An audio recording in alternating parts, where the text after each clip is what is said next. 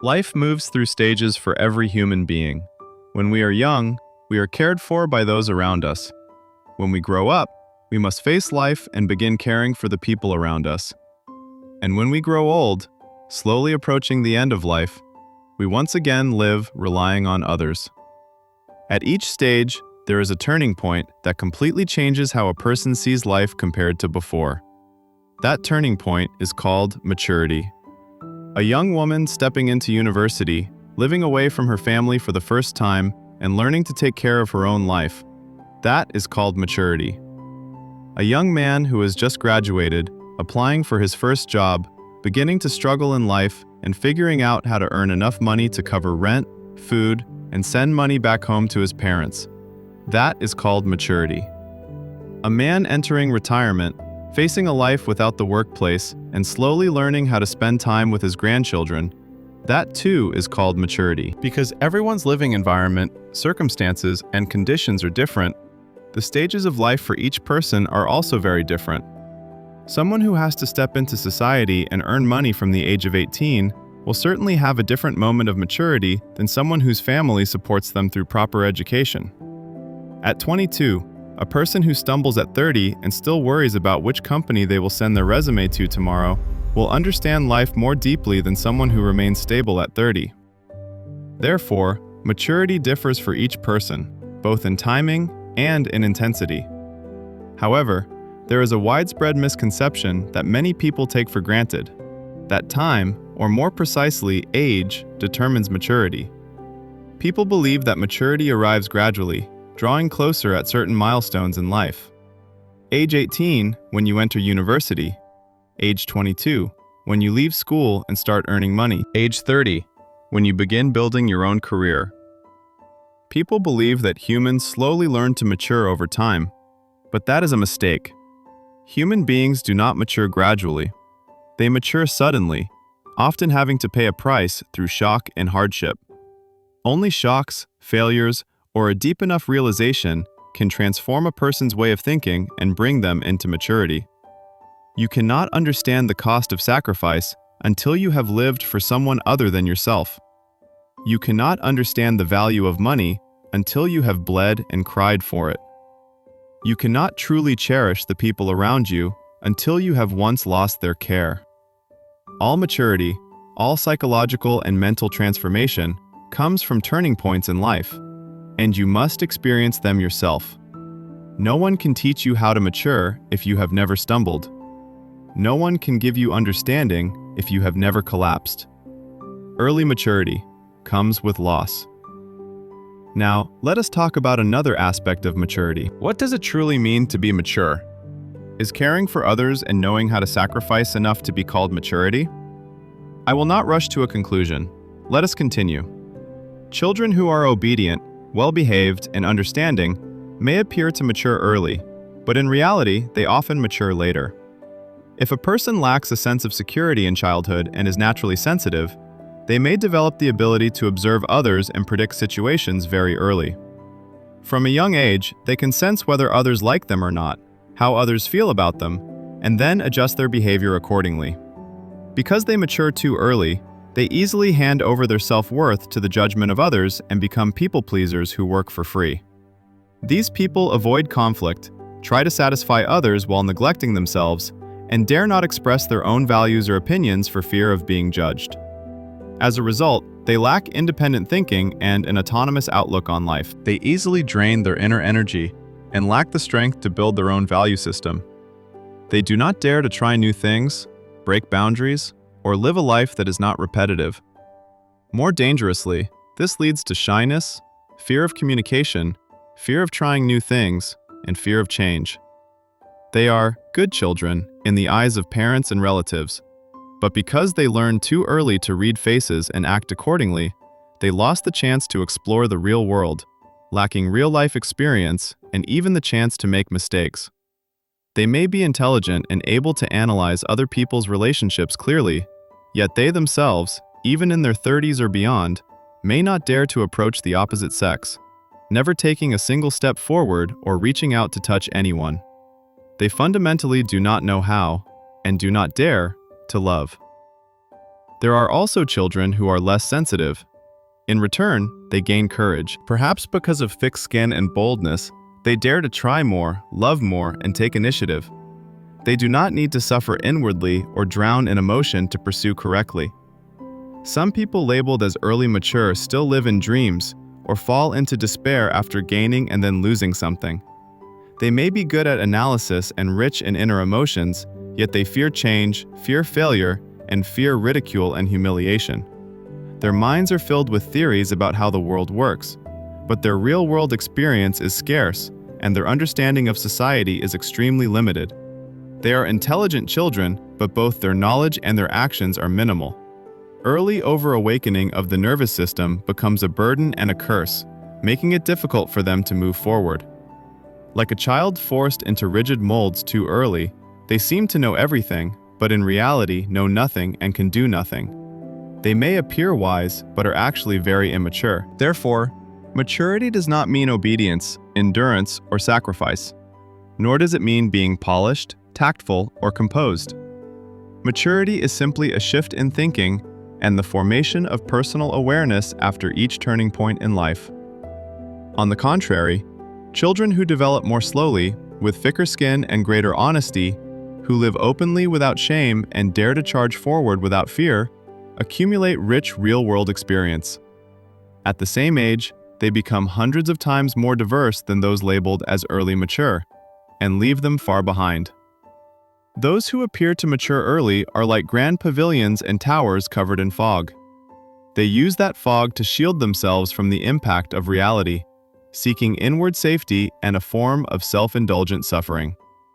But when you lift the fog and step inside, you discover only an unfinished, ordinary structure. True maturity is something you must build yourself, brick by brick, stone by stone, remaining steadfast with every step and acting without regard for the judgment of others. Many people want to reach the destination in a single step, or insist on taking only one road, one vehicle, to get there. Even when they face obstacles, they refuse to change direction. Even when they face difficulties, they do not dare to change their means. People who endure passively like this are not mature. Those who are truly mature dare to break through, dare to act, dare to bear the consequences, dare to change, and dare to confront mistakes and challenges. When they overcome the fear of failure and the fear of pain, they mature from the very mud of their past. The sign of immaturity is the disease of procrastination. I'll do it tomorrow. I'll look into it next month. I'll try something new next year.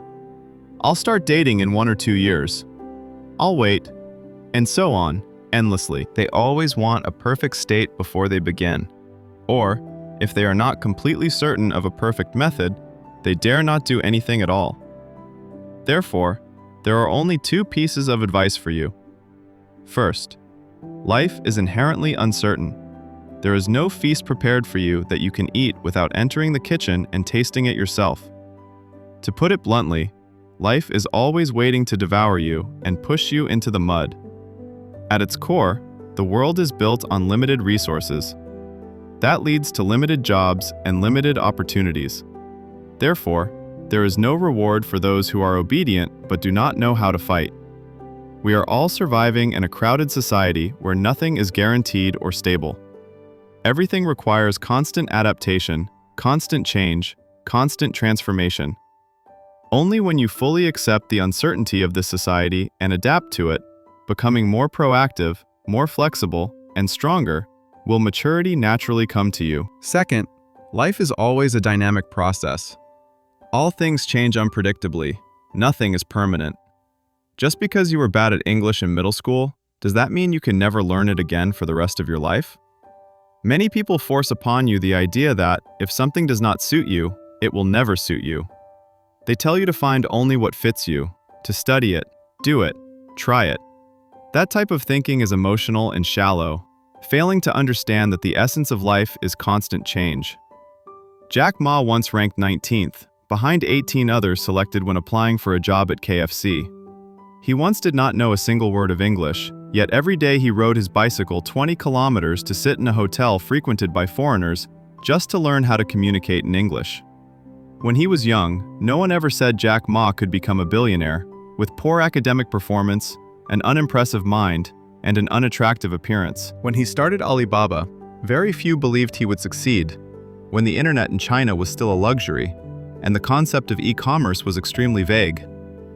In the end, we do not need to mature for others, nor do we need to live by reading other people's faces. We must look honestly at our own problems, correct ourselves, focus on ourselves, and continuously cultivate our moral character. Through that process, we gradually mature and develop real capability. Everything else is merely a mold meant to restrain you. Therefore, learning the wrong things from the wrong people is worse than taking the wrong medicine. Do not try to please others. There is a truth that is painful but undeniable. Feed a dog for 3 days and it will remember you for 3 years. Stay with a human being for 3 years and they may need only 3 days to forget you. You may have bought them bags, given them money, cooked for them, cared for them in comfort. Yet a single misunderstanding can make everything collapse as if it never existed. That is because so-called affection, spoken from people's mouths, is merely a part of emotion. And emotion is unstable, fragile, and ready to turn its back through tears. Therefore, never be foolish enough to satisfy every need of anyone. The essence of pleasing others is giving away what you consider precious too easily, and the result is that they do not cherish it. You exhaust your energy for them, you try to save them, while they do not even bother to save themselves. To understand human nature, you must understand this brutal formula. 100 minus 1 can equal 0, and 0.1 plus 1 can equal 100. The formula of life is completely different from mathematical formulas. The formula of emotion is also completely different from the formula of morality. If you give a beggar 10,000 every day, and one day you give only 1,000, he will curse you behind your back. But if you usually give him only 100, and suddenly one day give him 10,000, he will shed tears and bow his head in gratitude, thanking even your relatives in your company. That is how human hearts work. And if you do not understand that cold-blooded formula, you cannot truly understand human nature. Helping others is a virtue, but not everyone deserves your kindness.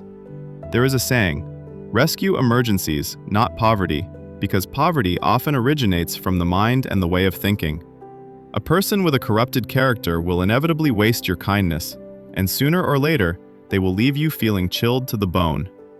In Romance of the Three Kingdoms, no matter how generously Dong Zhuo treated Lu Bu, giving him the finest warhorse, red hair, appointing him Grand General, placing armies under his command, and favoring him in every possible way, all it took was one woman, Jiao Chan, for Lu Bu to strike and kill Dong Zhuo in a single blow. By contrast, Liu Bei only once threw his own child to the ground before Zhao Zilong, and that mighty general was willing to die for Liu Bei.